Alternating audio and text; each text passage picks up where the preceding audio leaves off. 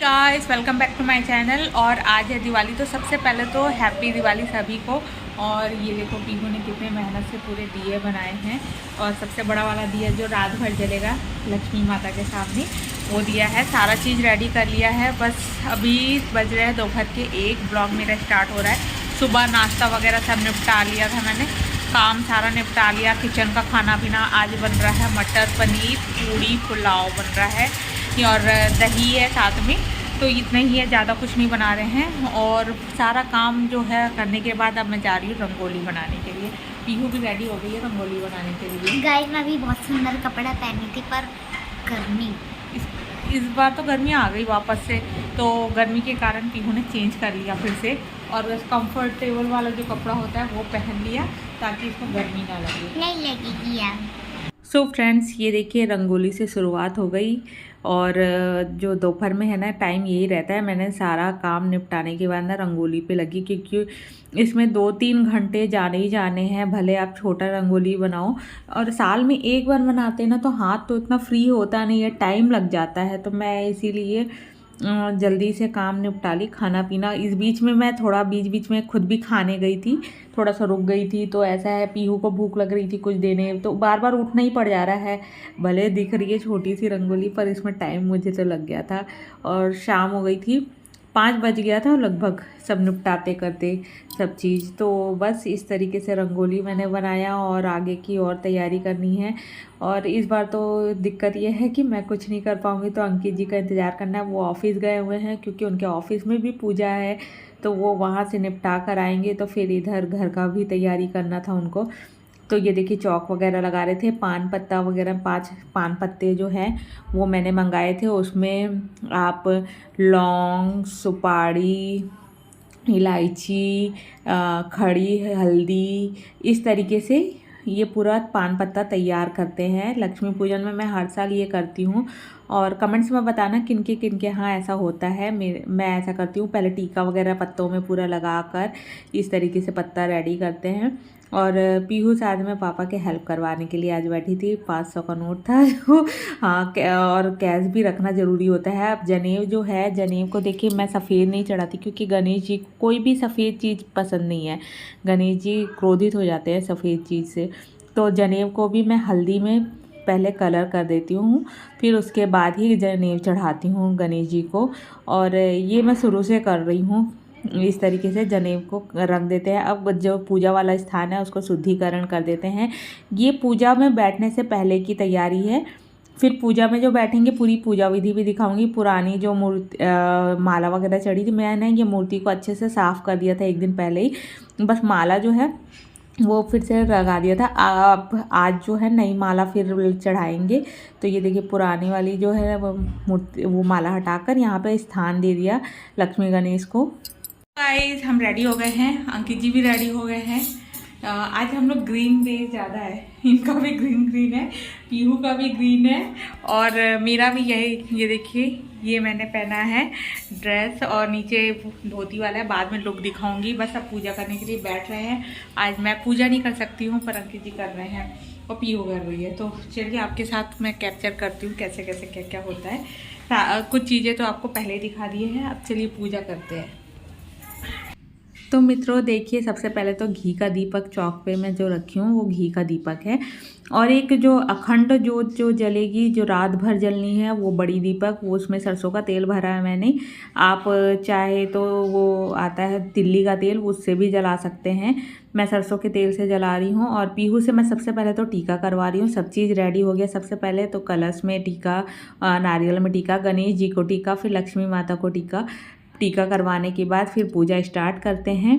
और इस तरीके से अब टीका के बाद सब जगह, जितने भी स्थान है, सब जगह में फूल अर्पित करते हैं लक्ष्मी गणेश जी को।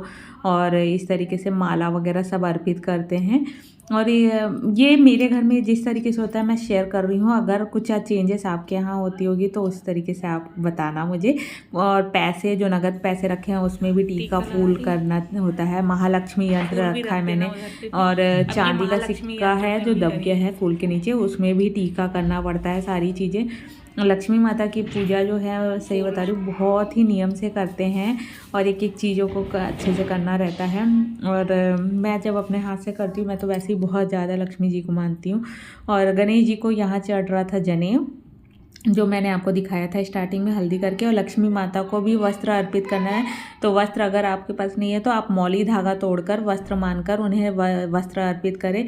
अब उसके बाद भोग जो जो लगाना था, भोग के सारे जो ड्राई फ्रूट्स का डब्बा था वो खुलवा दिया मैंने।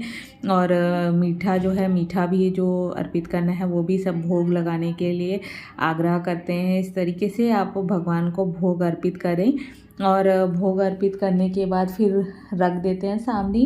और बाकी जो पूजा पाठ का है मैंने बोला खोलकर आप भोग रख दीजिए और फिर उसके बाद जो है प्रोसेस आगे का पूरा करेंगे।